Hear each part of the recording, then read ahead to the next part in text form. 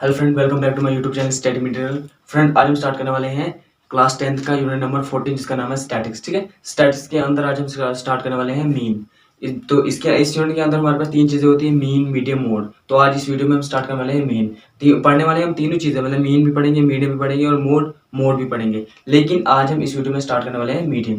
ठीक है, तो वीडियो को स्टार्ट करने से पहले हमारे चैनल को सब्सक्राइब कर दीजिए, बेल आइकन को ऑल पर सेट कर दीजिए ताकि मैं जितनी भी वीडियो बनाऊं उनकी नोटिफिकेशन आप तक आराम के साथ पहुंच सके। इस बात पे करते हैं वीडियो को स्टार्ट। ठीक है, आज हम इसमें स्टार्ट करने वाले हैं मीन किस तरह से निकाला जाता है, मीन होता क्या है और किस तरह से निकाला जाता है। तो मैंने मीन की डेफिनेशन लिख के रखी है, तो इसका मतलब किस तरह से निकाला जाता है वो भी मैं दिखाऊंगा विद प्रूफ करके, मतलब किस तरह से निकाला जाता है और एक एग्जांपल भी दिखाऊंगा आपको। ठीक है, तो सबसे पहले हम मीन की डेफिनेशन हमारे पास ये होती है कि ये किस तरह से निकाला, इसमें ये होती है कि it is the sum of the value of all observation, मतलब जितनी भी ऑब्जर्वेशन हमारे पास होगी उन सारों का सम करना है, divided by the total number of observation, और डिवाइड करना है टोटल नंबर ऑफ ऑब्जर्वेशन हमारे पास कितने हैं। पहले हमें वैल्यू ऑफ ऑब्जर्वेशन होगी उनका सम करना है और डिवाइड हमारे पास जितनी टोटल नंबर ऑफ ऑब्जर्वेशन हमारे पास कितने हैं। अगर हमारे पास जैसे 100 ऑब्जर्वेशन है, 100 में से अगर हमारे पास सम करके कितना निकल 97, तो हमने करना है 97 डिवाइड बाई 100, हमारे पास निकल जाएगा मीन। इस तरह से निकाल, ये हमारा फार्मूला होता है। ये मीन जब ग्रुप डाटा के लिए निकाला जाता है तो उसमें भी हमारे पास तीन मेथड होते हैं। फर्स्ट मेथड हमारे पास डायरेक्ट मेथड, दूसरा मेथड हमारे पास एज्यूम मेथड,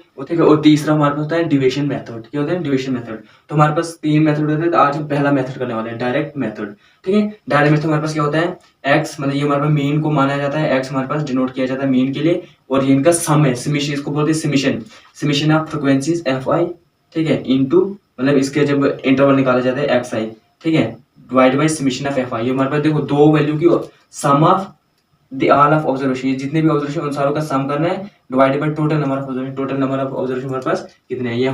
ठीक है, अब देखो इसमें प्रूफ किस तरह से निकालना है। ये इस तरह से फ्रीक्वेंसी वगैरह मीन निकालने के लिए हमें क्लास 9th में भी पढ़ लिया है, तो हम वही वाला कांसेप्ट इधर यूज करने वाले, कुछ नहीं। सबसे पहले हमें लेट करना पड़ेगा, ऑब्जर्वेशन लेने पड़ेंगे। लिखो लेट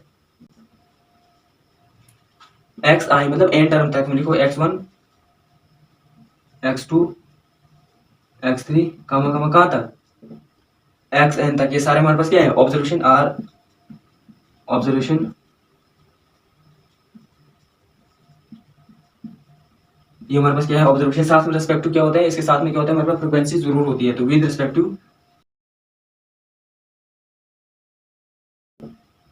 टू फ्रीक्वेंसी, साथ में क्या होती है, फ्रीक्वेंसीज। उनको से इस तरह से n तक ले लो, जिस तरह x1 x2 3, आप f1 f2 ले लो, f1 f2 f3 dot dot dot कहाँ तक, f n तक। ठीक है, हमारे पास ये हमारे पास क्या है, फ्रीक्वेंसीज है। देखो क्या करना है, कुछ नहीं करना, सबसे पहले हमें ऑब्जर्वेशन लेनी है। देखो ऑब्जर्वेशन x1 x2 x3, हमारे पास ऑब्जर्वेशन, कोई भी टेबल होगा, टेबल में हमारे पास ऑब्जर्वेशन गिवन होगा, उसके बाद हमारे पास उसके साथ में फ्रीक्वेंसीज भी होगा जरूर। फ्रीक्वेंसीज के अलावा हमारे पास ऑब्जर्वेशन बनेगा नहीं, तो जब हमारे पास ऑब्जर्वेशन होगी हमारे पास साथ, तो उसके साथ क्या होगा, फ्रीक्वेंसीज भी होगी। ठीक है, दिस मीन, इसका मतलब क्या निकलता है, ठीक है, तो इसका ये मतलब निकलता है कि हमारे पास जो x1 है वो f1 टाइम, मतलब ये आपस में जब मल्टीप्लाई हो जाएगा तो हमारे पास टाइम इंग्लिश में पढ़ते हैं, इसको पढ़ेंगे x1 occurs f1 times, x2 occurs f2 times, x3 occurs f3 time, और that is xn occur xn, तो x1 ये अकर कर रहा है किसको, f1 को, अकर f1 टाइम्स। ठीक है, क्योंकि जब इनको सम करेंगे हमारे पास क्या हो गया, हमारे पास ये देखो प्रोडक्ट में हो रहे हैं, तो इनको टाइम में लिखेंगे, टाइम कमा x2 अकर f2 टाइम्स, ठीक है, ये इसके साथ f2 टाइम्स में अकर कर रहे हैं, फिर कमा x3 अकर f3 टाइम्स, डैश डैश ऐसे आगे तक चलते जाएगा, कहाँ तक, एंड सो ऑन, इस तरह से आगे चलते जाएगा। ठीक है, मतलब आगे देखो मेरे पास f2 f3 इस तरह से xn कहाँ तक, मतलब जहां तक आपकी मर्जी है, n का मतलब इन्फिनिटी तक जितने भी नंबर आपने लेने हैं वो हमारे पास आगे तक चलता जाएगा। इसका ये मतलब निकलता है हमारे पास। देखो इसका मतलब हमारे पास ये क्या निकलता था, the sum of the value of all observation. ये हमारे पास जो ये दो ये हमारे पास जो ऑब्जर्वेशन है ना, ये इसके साथ प्रोडक्ट हो रही है, इसके साथ प्रोडक्ट हो रही है, ये इसके साथ प्रोडक्ट हो रही है, ये हमारे पास इसका, इन सारों का हमने क्या करना है, सम करना है। लिखो देन नो, अब हमें क्या करना है, इसकी डिफरेंशिएट करनी है, the sum of the value of all observation, the sum of value all the observation। Observe करो, इनको सम क्या बनेगा, ये इक्वल टू, ठीक है, ये इसके साथ प्रोडक्ट, ये बनेगा हमारा f1 x1 plus F2 X2 plus, क्योंकि इनका सम करना है सारों का, plus F3 X3 plus dash dash dash dash plus कहाँ तक Fn Xn। ठीक है, अब क्या करना है, फिर डिवाइडेड करना है हमने by the total number of observation. तो लिखो टोटल नंबर ऑफ ऑब्जर्वेशन क्या है, लिखो and total number of observation, total number of observation हमारे पास क्या लिखेगा, टोटल नंबर ऑफ हमारे पास ऑब्जर्वेशन, टोटल ऑब्जर्वेशन हमारे पास कितनी है, F1 F2 F3। ठीक है, F1 plus F2 plus F3 plus dash dash dash Fn। आप क्या करना है हमने, अब इसकी हमें डेफिनेशन के तहत चलना है हमारे पास। ठीक है, तो हमारे पास सबसे पहले मेन पकड़ो। ठीक है, x इज इक्वल टू कर दो, इसके डेफिनेशन हमारे पास क्या बोल रहे हैं, sum of the all the values. पहले इन सारों का सम करना है,